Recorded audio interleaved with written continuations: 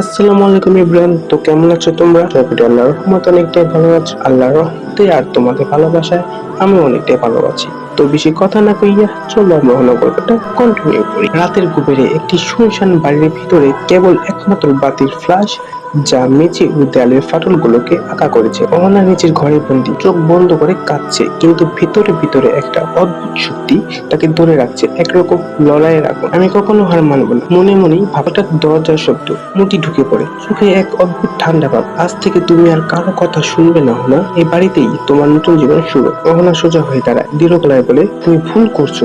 ভাবো আমি সহজেই ভয়ে গিয়ে তোমার কথা শুনি। তোর সাহস দেখে আমি তোকে পছন্দ করেছি, কিন্তু মনে রেখো আমি একা নই, এ যুদ্ধে আমি জিতবো। অন্যদিকে শহরের অন্ধকার গলিতে মাহমুদ দ্রুত পায়ে চলছে, তার মন অবক্ত উদ্বেগে ভর্তি। রোস্তম, ময়না ও ইরার সাথে কথা বলেছে। তারা জানে অহনা অপহত, তাকে বাঁচাতে হবে যত বড় ঝুঁকি হোক। মাহমুদের চোখে জ্বলে এক অদৃশ্য অগ্নি, মনে হচ্ছে সে শুধু অহনার নয়, নিজের এক পুরনো আঘাতের প্রতিশোধ নিচ্ছে।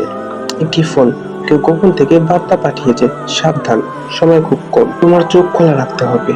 মাহমুদের মনে হয় কেউ তাকে সাহায্য করছে, তবে কে? হঠাৎ করে একটি গোপন দরজা খুলে যায়। মাহমুদ ভিতরে ঢুকতে বাধা পায়নি। সেখানে ঢুকে একটি পুরনো ছবি দেখতে পায়, যেখানে অহনার ছোটবেলার ছবি এবং এক পুরনো নাম আহি। মাহমুদ বুঝতে পারে অহনার সঙ্গে তার অতীতের একটা রহস্য জড়িত, যা তিনি ভুলে গিয়েছিলেন। আহি, তুমি কোথায় ছিলে এতদিন? অহনা নিজেকে বিশ্বাস করে বলে, এই অন্ধকারের শেষে আমি অবশ্যই নেব। মাহমুদ ধীরে ধীরে এক অন্ধকার গলির মাথায় পৌঁছাচ্ছে, যেখানে রহস্য ও বিপদের সম্মুখীন হতে হবে। একেবারে বোঝা যায় লড়াই এখনো শুরু হয়েছে, এখন আর পিছিয়ে যাওয়ার সময় নেই। অন্ধকার গলির মুখে দাঁড়িয়ে মাহমুদ হাতে টর্চ দিয়ে সামনে তাকিয়ে বলল, আহি, এই নামটা কেন এত অপরিচিত মনে হচ্ছে? আমার অতীত কি এতই গভীর?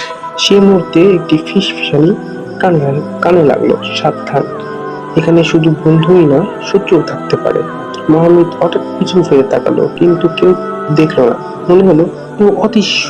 অন্যদিকে অহনার ঘরের মতিব আবার উপস্থিত। এবার তার রাগ ও হুমকির তীব্রতা বেড়েছে। তুমি যতই লড়ো, শেষেও তুমি আমারই হবে, আর তুমি আমাকে মুক্ত করতে পারবে অহনা। আবার একরকম মায়াময় ভঙ্গিতে বলল, তুমি জানো আমার এই অতীতেই লুকিয়ে আমার সবচেয়ে বড় হাতিয়ার। এই কথাগুলো শুনে অহনার মন আরো কেঁপে উঠল। হঠাৎ করে দেয়ালে ঝাপসা আলোর ঝলমল করতে শুরু করলো, এবং সে দেখতে পেল এক অদ্ভুত ছায়ামূর্তি, মাহমুদের মতো কেউ, যাকে সে মনে করতে পারছে না। মাহমুদ, তুমি কি আসলেই আমাকে বাঁচাতে পারবে? তার মুখ থেকে শুধু বের হলো একমাত্র প্রশ্ন। এই সময় মাহমুদ গুলির শেষ প্রান্তে পৌঁছেছে। এখানে ছিল এক পুরনো ভগ্নপ্রায় বাড়ি, যেটা সিক্রেট ভিলেজ বলে পরিচিত। জানতো এখানে লুকোনো কোনো সুসত্য লুকানো কালো এক ভয়ঙ্কর গন্ধ। মাটির নিচ থেকে আসা একটি শব্দ তাকে থমকে দিল।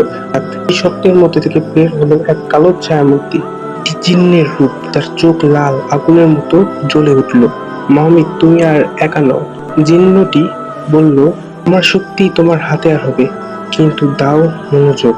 এবার এই যুদ্ধে ঢুকলে আর ফেরা নেই। ওনার নিজের কণ্ঠে বলল, আমি এই অতীতের ছায়া থেকে মুক্ত হব। আমার জীবন আমার নিজের হবে। এদিকে মাহমুদ বলল, আসুন দেখি কে আগে টিকবে, তুমি না আমি। আসসালামু আলাইকুম এভরিওয়ান। তো এই পর্বটি এই জায়গায় শেষ করা হলো। পরবর্তী পর্বের জন্য আপনারা অপেক্ষা করেন। আরেকটা কথা ভাই, আপনারা অনেকে হয়তো ভাবতে পারেন এই বয়সটা এত ক্লিয়ার না কেন, অন্যান্য বয়সগুলো ক্লিয়ার ছিল, এই বয়সটা এরকম কেন? আসলে ভাই এর আগে যতগুলো বয়স ছিল সবগুলো বয়স দিত সাইমন নামে একজন, আর এই বয়সটা দিয়েছে সিয়াম, যেখানে এই প্রথম বয়স ছিল। তাই আপনাদের প্লিজ এই বয়সগুলো একটু অ্যাডজাস্ট করে নিয়েন। পরবর্তী বয়সগুলো চেষ্টা করবেন একটু ভালো করে নিয়ে আসার জন্য। আল্লাহ হাফিজ।